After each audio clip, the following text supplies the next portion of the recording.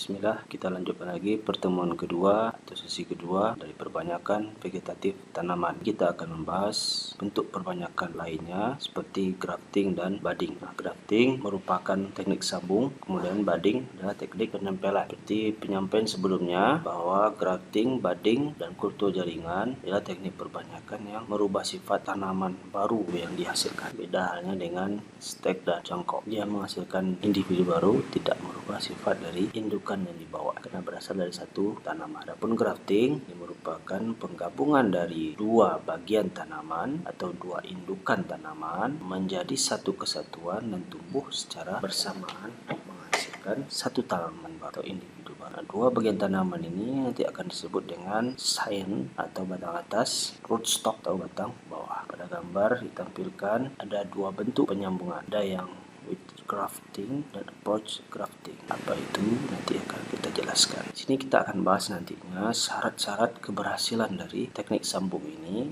kemudian tipe dari penyambungan dan bentuk penyambungan yang bisa dipraktekkan di lapangan. Apa yang dinamakan dengan batang atas yaitu bagian dari tanaman yang ditempatkan pada bagian atas penyambungan.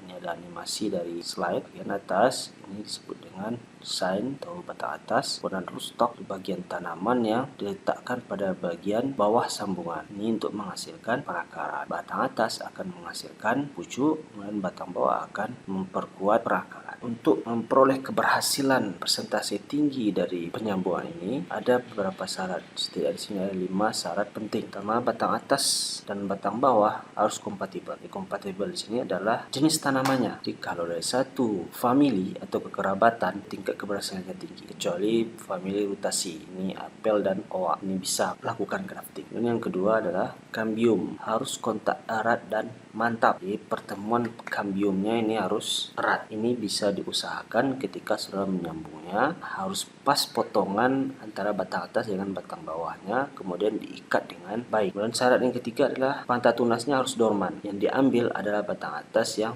memiliki mata tunas yang dorman. Jadi pertumbuhannya tidak aktif. Ketika disambungkan maupun ditempel nantinya, setelah menyatu baru dia akan muncul tunas di titik mata tunas tersebut. Kalau mata tunasnya tidak dorman, maka tunas tersebut akan tetap tumbuh, tentu energinya akan habis. Sementara batang atas dan batang bawahnya belum menyatu dengan sempurna. Dan yang keempat adalah prosesnya jangan terlalu lama. Kalau saudara nantinya di lapangan mencoba pertama kali, tentu butuh waktu untuk terbiasa. Teknik ini tidak bisa berhasil sekali coba.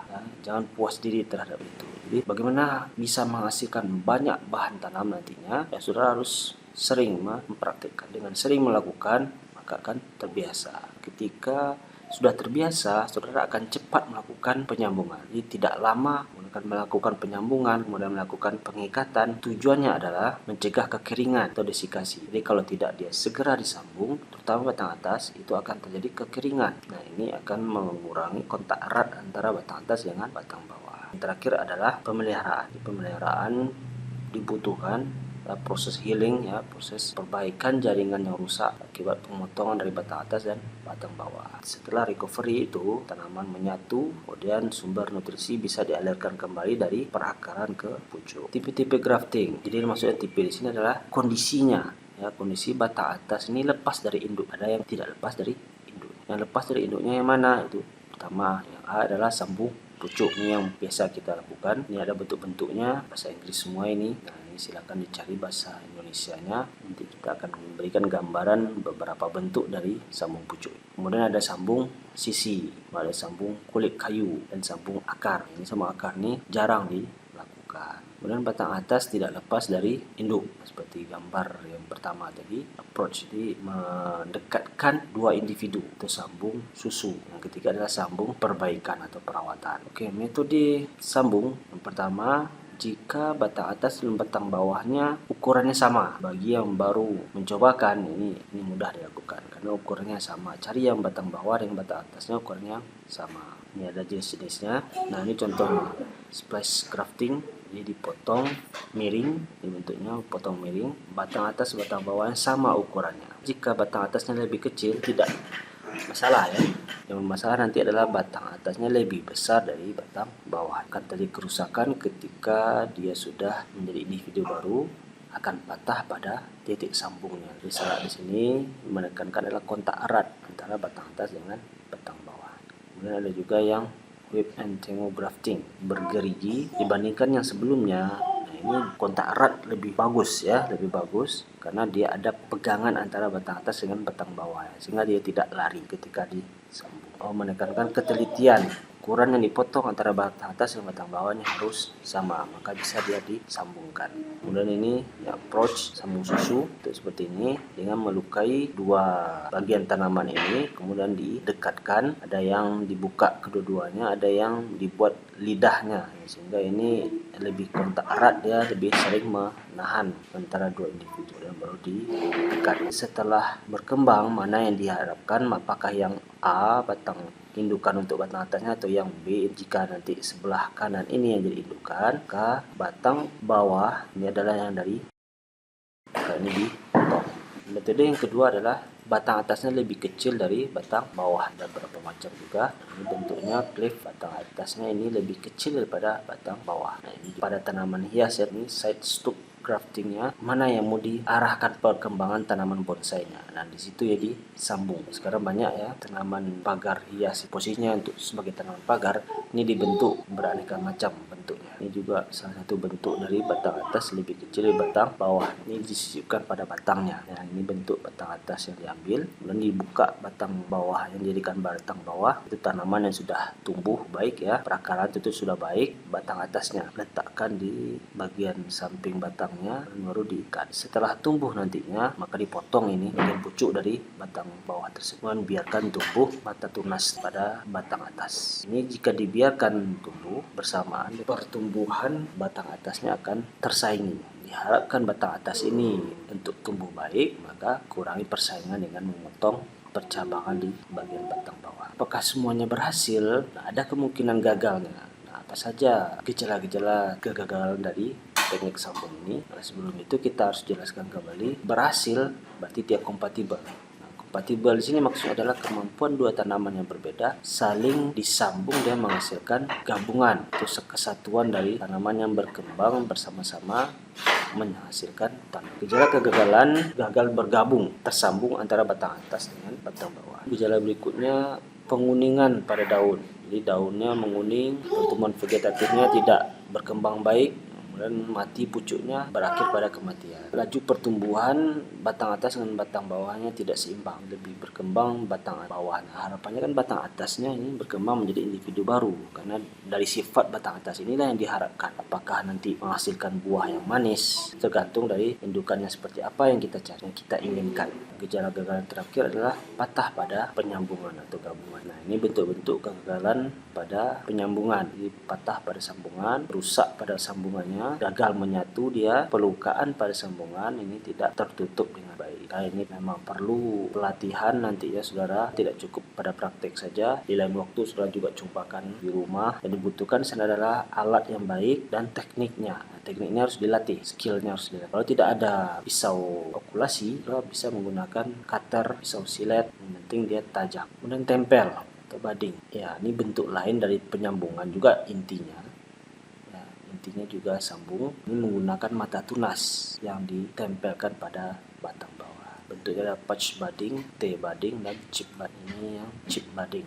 Jadi bentuknya kecil, chip seperti chip ya, ditempelkan pada batang bawah.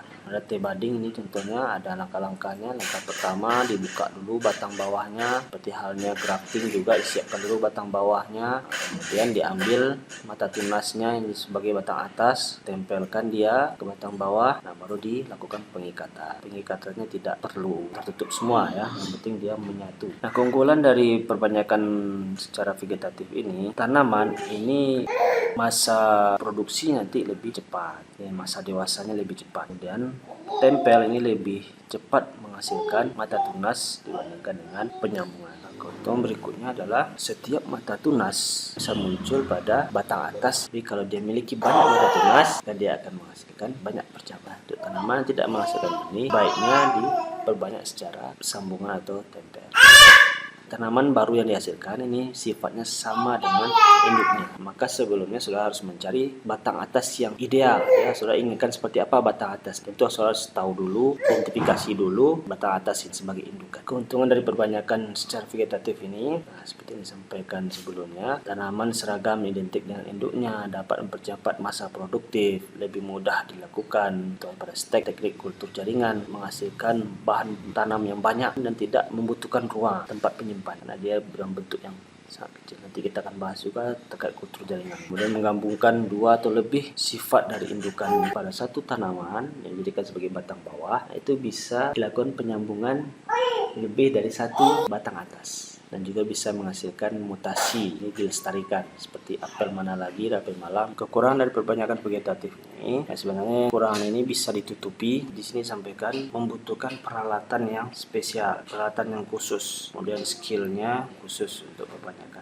Nah, ini bisa diasah untuk skill. Kemudian alat ini ya bisa dipakai yang sederhana, yang penting dia tajam untuk memotong. Nah, pemotongan tanaman ini tentu dia akan memisahkan sumber nutrisi dan air. Kondisi dia memutus dulu, kemudian setelah jadi penyambung antara batang atas dan batang bawahnya, maka akan menjadi normal pengambilan nutrisi. Dan ada sebagian oknum yang bukan perbanyakan secara ilegal ya. Tidak semua tanaman berbanyak dengan mudah. Ada tanaman yang sudah dipatenkan yang memiliki undang-undang jika ini diperbanyak, jadi butuh izin dulu untuk memperbanyak tanaman. Mungkin tanaman khas atau tanaman penciri dari suatu negara, misalnya tanaman sakura di Jepang. Jika ingin memperbanyak tanaman sakura ini harus izin dulu mengambil batang atas yang dijadikan sebagai batang atas tanaman untuk dicobakan di negara lain. Perilaku kita yang harus taat terhadap aturan yang ada. Itu sisi kedua terkait perbanyakan vegetatif. Ini banyak pertanyaan yang dilontarkan oleh teman-teman